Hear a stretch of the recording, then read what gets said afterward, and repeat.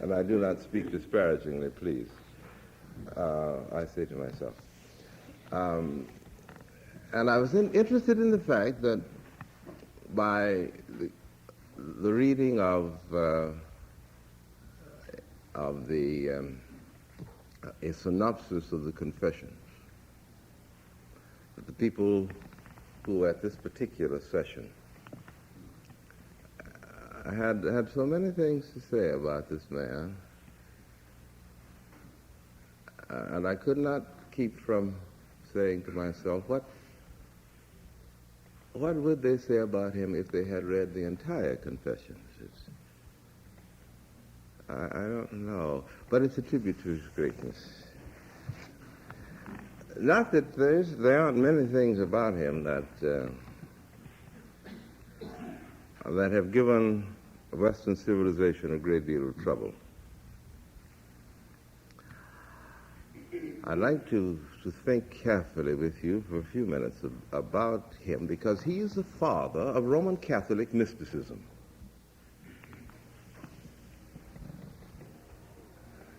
And in many ways, he represents one of those amazingly unique things in human history. A man whose mind and whose grasp of the age in which he lived was so tremendous that he held in his hands the crumbling outposts of the Roman Empire until those disintegrating aspects of the empire could rally around a new point of integration and make it possible for the genius of the Roman Empire to be funneled into the future, and thereby providing a light that has continued to illumine the darkness even down to latest time.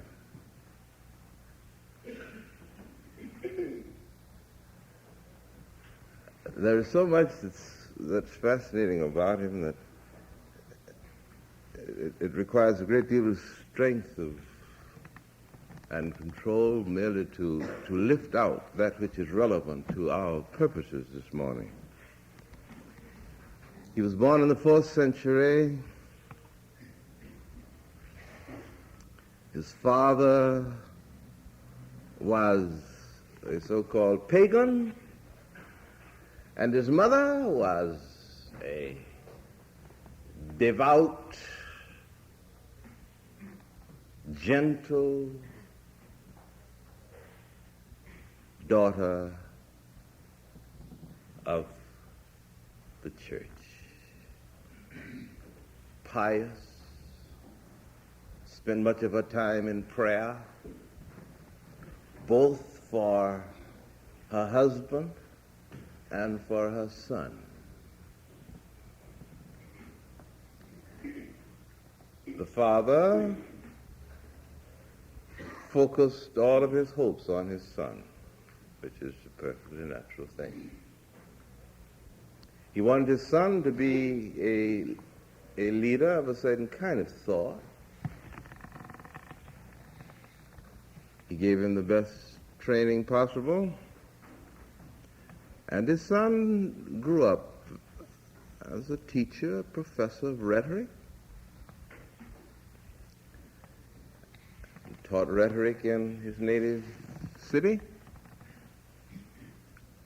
but he found there that things were not, well, he was unhappy. He was unhappy not only because of things that were going on in his soul, but he was unhappy because his livelihood depended upon the students paying tuition, and the students paid the tuition directly to the teacher. Well, these fellows at this university, I assume they were fellows, at this university would attend class right up to 3 days before the end of the term and then decide to change professors. So that Augustine found that over and over again, life wasn't kind to him.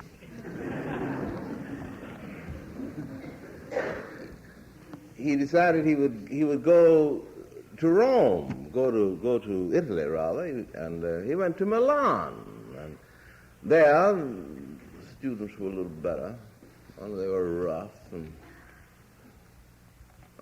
well, students have been students a long time, haven't they?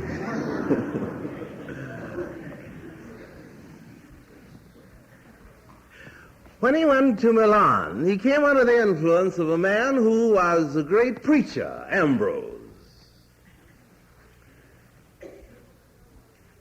His mother did not want him to go to Milan because if she were unable to bring his wild and dynamic spirit under the gentle tutelage of the church when she lived with him in the same house and the same community, what chance would she have if he went to Rome, to Italy, that place far away from her restraining influences? So the night before he left, she prayed all night, asking God, please don't let my boy take the boat. And even as she prayed, the boat pulled out and carried Augustine to Italy. And as it turned out, that was the best thing that could have happened for him. It reminds me of a phrase that Havelock Ellis uses somewhere in his reflections, that after he became 60 years old, he spent much of his time thanking God that God did not answer the prayers of his youth.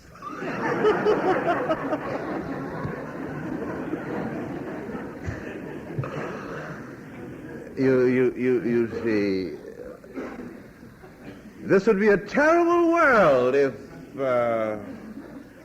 the only clues to the meeting of the deepest needs of the human spirit were in the hands of the people who had the needs. It would be a terrible world. And I'm very glad that beyond my strength there is a greater strength. Beyond my mind is a greater mind. Beyond my spirit, a greater spirit. Or else there would be no way by which the errors of my mind and the blindness of my spirit could be absorbed, and I, therefore, can be protected and saved from myself. But anyway, Augustine went to hear Ambrose preach because he was interested not in what Ambrose was saying, but because he was interested in Ambrose's oratory and his rhetoric. Ambrose was a spellbinder. But underneath all the magic of his words, there was something else. And Augustine found that Ambrose's mind held him in tow while Ambrose's spirit took his spirit captive. And then certain questions began to stir in his mind. When Augustine came to Italy, he was a Manichaean. Don't let your mind stumble around over that. He was a Manichaean. And Manichaeans, we don't know quite what the origin of the cult or the sect was, but basically the tradition is that they came from Persia somewhere. But at any rate, their philosophy was very influential in Augustine's life, and it has come down straight through. They believed that all of life was divided into a struggle between light and darkness. We've talked about that several times from the pulpit. Light, darkness. And the interesting thing that these two powers, the powers of darkness and the powers of light, the God of darkness, the God of light, were not only two separate gods, two separate powers, but they were two powers that were equally matched. And it meant then that for all eternity, the contradictions of human experience were ultimate and final contradictions. That there could be no way by which ultimately good could triumph, no way by which ultimately evil could triumph. And since the destiny was a tie, then how individuals lived was not particularly important, because ultimately it made no difference in the way the things were balanced. There was another force in Augustine's life, and that was the force of what must have been a very remarkable woman. When he was a young man, his father, in order to protect him in some other ways, was instrumental in developing an alliance between Augustine and a lady who became the daughter of the mother of his only child. All of this antedating his 33rd year, when he finally took his confession and became a Roman Catholic. And he loved this woman. They were never married. And when I talk about this, I do not mean to seem to be a peddler of unclean linen, or to put the judgment of this age and this period upon his life, but it's important because of the bearing that it has on what flowered in his mind, and the thing that flowered in his mind has become so definitive in its effect on Western culture and Western civilization, and that's why I want to say just a word about it. When he met Ambrose and came under the sweeping judgment of the mind and the spirit and the morality of this devoted and inspired Catholic priest, his very proximity to Ambrose began to raise in Augustine's mind certain searching questions about Augustine's own life. And one of the things that he had to face was, what shall I do with this lady?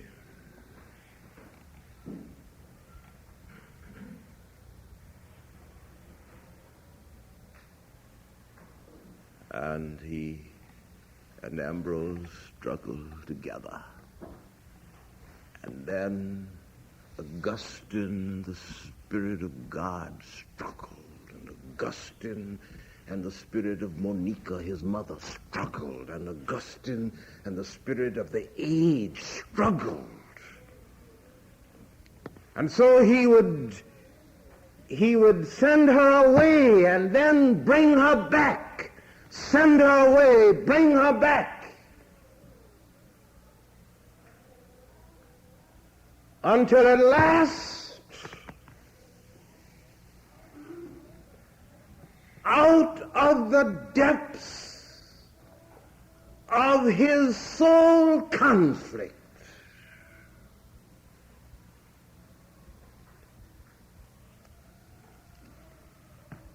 he discovered that only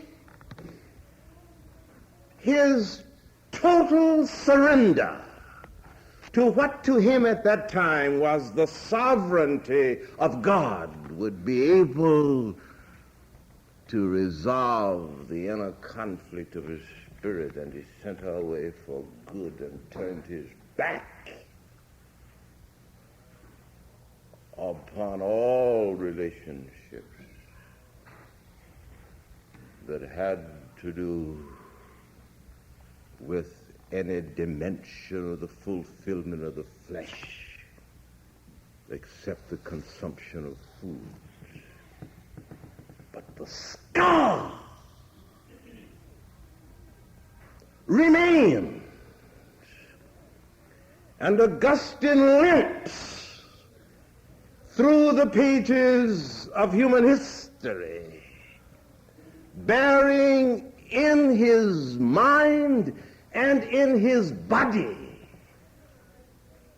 the agonizing struggle of the flesh with the spirit. And his struggle over this problem became the basis of his interpretation of the meaning of human depravity, the meaning of original sin. Original sin then becomes the sin of the flesh.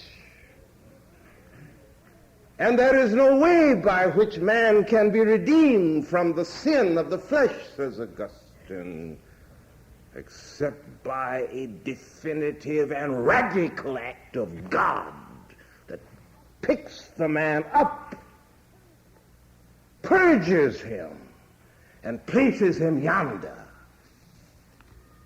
So that becomes the muted motif, moving like a fleeting ghost through all of the massive revolvings of the mind of this tremendous man.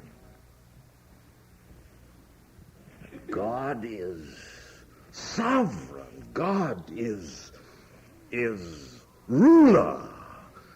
God is all that there is, and in the presence of God, mere man is but a pile of filthy rags.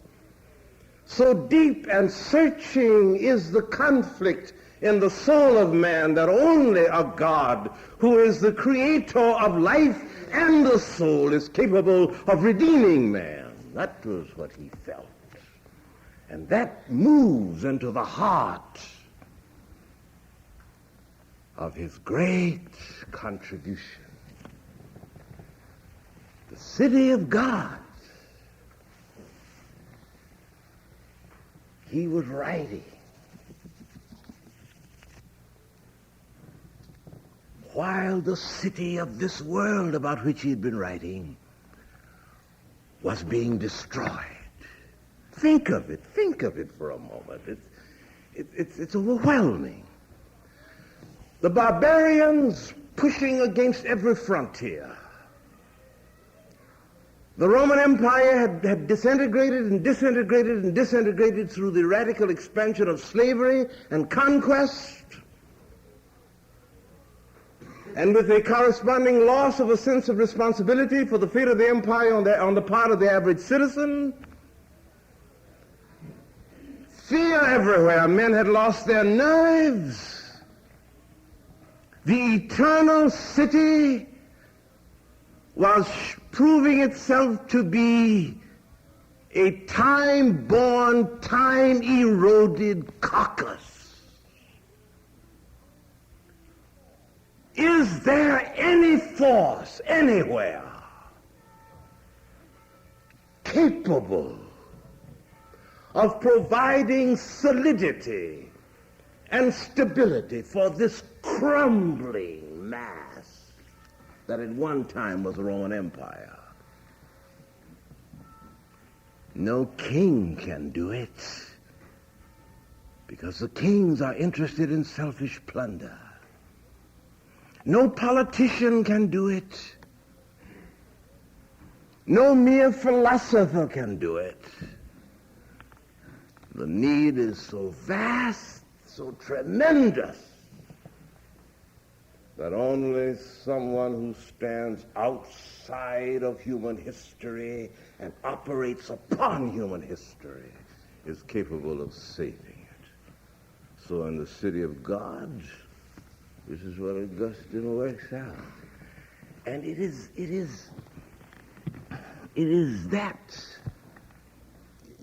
that concept which subsequently the Roman Catholic Church began working on, you see, for 1,000 years after Augustine's death, and which you gather up most of the creative aspects of the Roman Empire, and you see them now redefining themselves in this hierarchical church.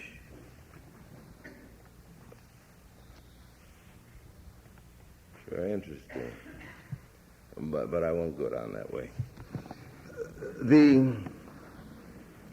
What Augustine felt in himself, you see, this collapse, this struggle, he saw all around him in the empire.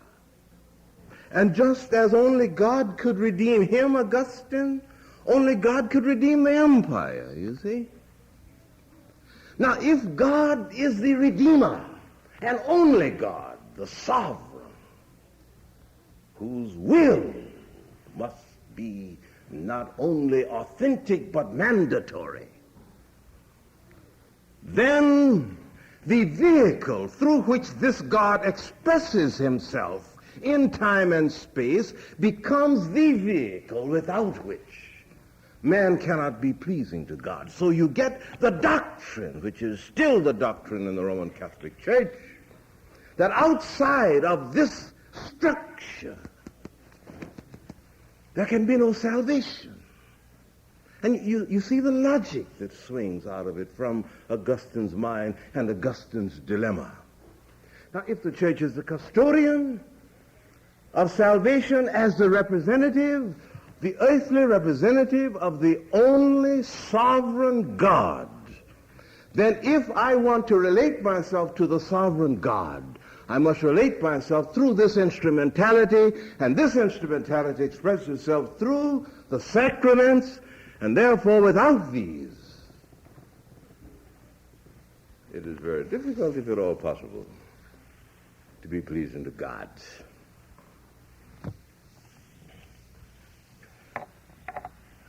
Now, that's Augustine, the theologian, Augustine, the architect. I will do the difficult thing. I will say just a few words about the Augustine in whom I'm interested. I'm interested in Augustine, the man who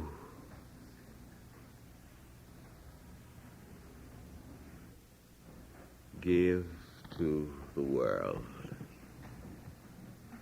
in his experience, an interpretation of the meaning of mystical religion.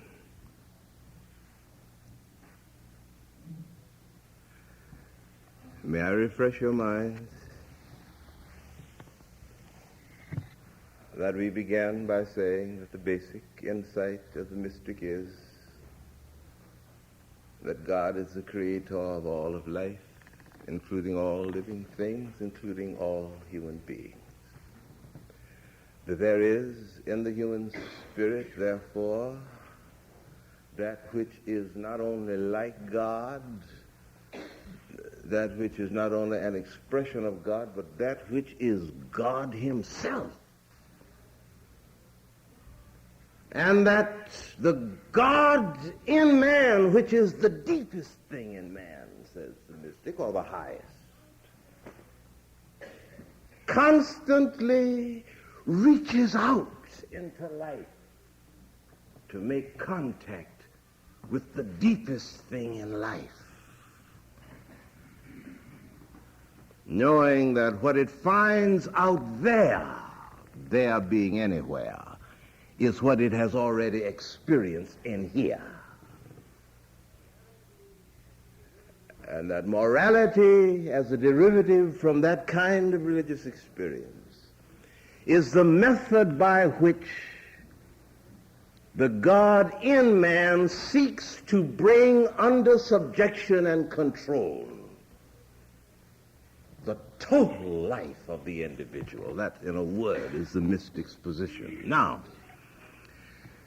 we saw how it was approached by these various people. Now, just a word about Augustine, in this particular, Augustine, following Plato, he was profoundly influenced by Plato, more by Plato than Aristotle. So were the Greek fathers, for that matter, early church fathers. That's why some people feel that if you took Plato and Aristotle completely out of the Christian tradition and theology, what we have left we would not be able to recognize. That's an overstatement of something that has a lot of truth in it. So Augustine was deeply under the influence of Plato. At one point we see it expressed in his mysticism. Augustine felt that behind every manifestation was the real, that the real was not the for instance. And he has a beautiful passage somewhere in the Confessions in which he says, I went to the skies and asked the skies, are you he? And the skies said no. I went to the winds and the breezes, and they said no. I went to the denizens of the sea and the air, and they said no. I went to my senses, taste, touch, smell. I said, are you he? No.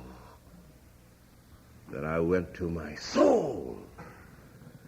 And my soul, when I asked the question, said, that which is in me. Now, Augustine's mysticism follows the pattern of all the rest of it. That there is what he calls at the top of the soul. You'll notice the same phrase when we come to Eckhart some weeks from now. At the top of the soul, there is God. God. And that this is given, this is created, this is a part of the expression of human life, and that the will, the mind, are all vehicular of this. Now he said that God, in the mystic's journey, you see, all this mystic experience by which the illumination comes. Augustine goes through the senses, then he goes through the mind and exhausts reason and thought. He exhausts feelings, and then he comes by the negative path, interestingly. He comes to that which is. That's the way he phrases it. That which is, as over against that which is not. And then when he gets there, he's beyond reflective analysis, beyond discursive thought, beyond articulate, broken down feelings, spelled out feelings. And he experiences union, says Augustine, union with Christ. He's a Christ mystic. Union with Christ.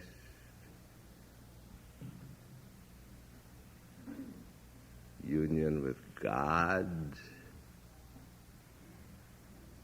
which I experience without awareness of experiencing. Now, the effect on Augustine was he used his mysticism, his mystical experience, as energy, as a source of energy and dynamics for sustaining him in these great undertakings of state and dogma to which he gave the resources of his mind. And I'm impressed with him because usually we think of the mystic as someone who has taken his retreat from the world. But Augustine is one of the first great mystics in the Christian tradition. Individualist though he is, he's not a group mystic. He isn't interested in any sort of fellowship in which all the people in the fellowship share this. He's a straight perpendicular mystic. No lateral in him. But nevertheless, there is a pragmatic result that comes from his experiences of union with God. And as he would say, union through Christ. As over against what Plato would say, or Plotinus, but they're all talking about the same thing, don't forget that. There is a secondary utility that comes from this experience, and that is that he doesn't seek union in order that he might get strength to do a job. But he seeks union because of the hunger in him that only God can answer. And once that hunger is met, there is automatically released in him energy with which he does the hard job, the impossible job, bears the heaviest burdens, and suffers the greatest travel and misery. Therefore, we can all say with him, perhaps, those classic words that will be a part of the utterance of the human spirit as long as men are aware of the consciousness of God. Behold, thou hast made us for thyself, and our souls are restless till they find their rest in thee. And to that word of Augustine, the whole human race says, Amen.